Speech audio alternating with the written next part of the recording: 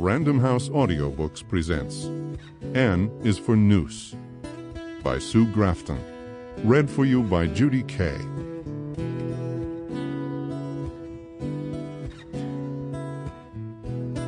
N is for Noose. Sometimes I think about how odd it would be to catch a glimpse of the future. A quick view of events lying in store for us at some undisclosed date. Suppose we could peer through a tiny peephole in time and chance upon a flash of what was coming up in the years ahead. Some moments we saw would make no sense at all, and some, I suspect, would frighten us beyond endurance. If we knew what was looming, we'd avoid certain choices. Select option B instead of A at the fork in the road. The job, the marriage, the move to a new state, childbirth, the first drink, the elective medical procedure, that long-anticipated ski trip that seemed like such fun until the dark rumble of the avalanche. If we understood the consequences of any given action, we could exercise discretion, thus restructuring our fate. Time, of course, only runs in one direction, and it seems to do so in an orderly progression. Here in the blank and stony present, we're shielded from the knowledge of the dangers that await us, protected from the future horrors through blind innocence. Take the case in point. I was winding my way through the mountains in a cut-rate rental car, heading south on 395 toward the town of Nota Lake, California, where I was going to interview a potential client.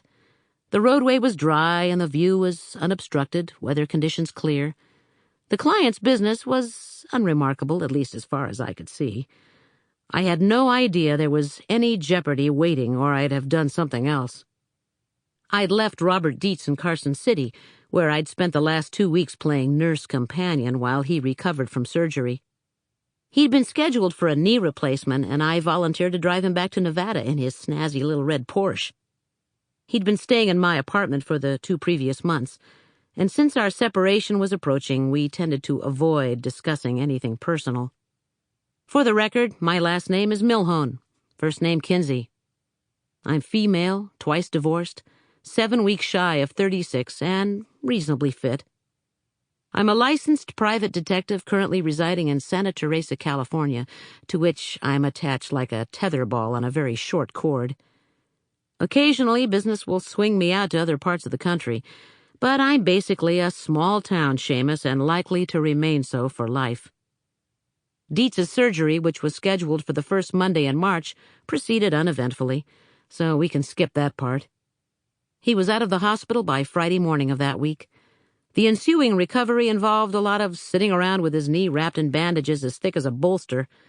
The first 3 days I did all the cooking, which is to say I made sandwiches, alternating between my famous peanut butter and pickle extravaganza and my much-beloved sliced hot hard-boiled egg confection with tons of Hellmann's mayonnaise and salt. By the end of 2 weeks, Dietz could pretty well fend for himself. His stitches were out and he was hobbling around with a cane between bouts of physical therapy.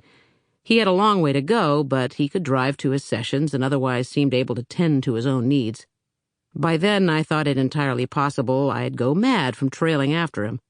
It was time to hit the road before our togetherness began to chafe. I enjoyed being with him, but I knew my limitations.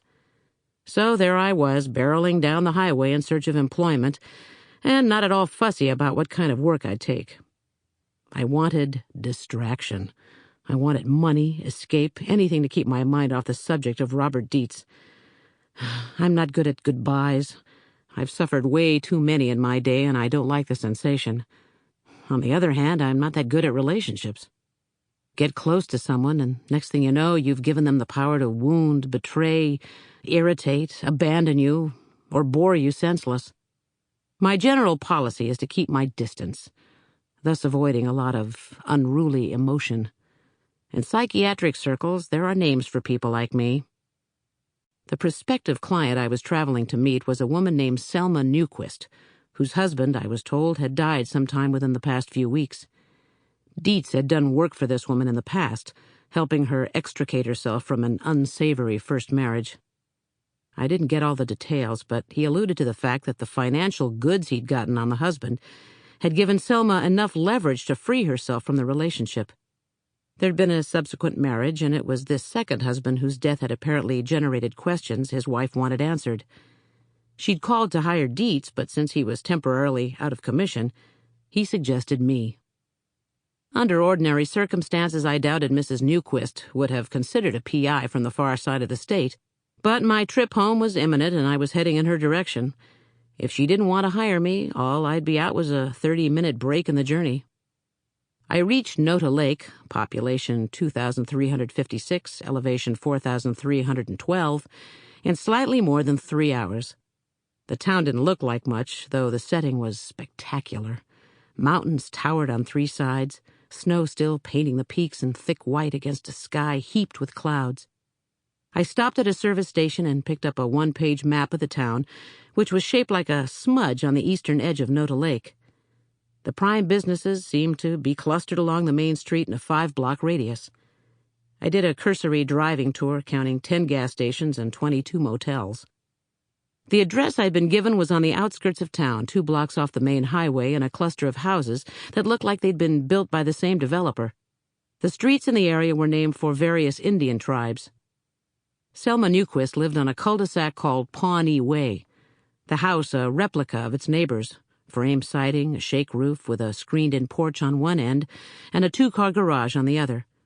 I parked in the driveway beside a dark Ford sedan. I locked the car from habit, climbed the 2 porch steps, and rang the bell. The woman who came to the door was in her late 40s, with a small, compact body, brown eyes, and short, dark, tousled hair. She was wearing a red, blue, and yellow plaid blouse over a yellow pleated skirt. "Hi, I'm Kinsey Millhone. Are you Selma?"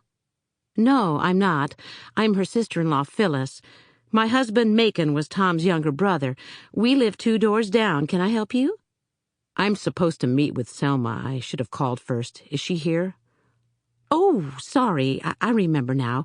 She's lying down at the moment, but she told me she thought you'd be stopping by. You're that friend of the detective she called in Carson City." "Exactly," I said. "How's she doing?" "Selma has her bad days, and I'm afraid this is one. Tom passed away 6 weeks ago today, and she called me in tears.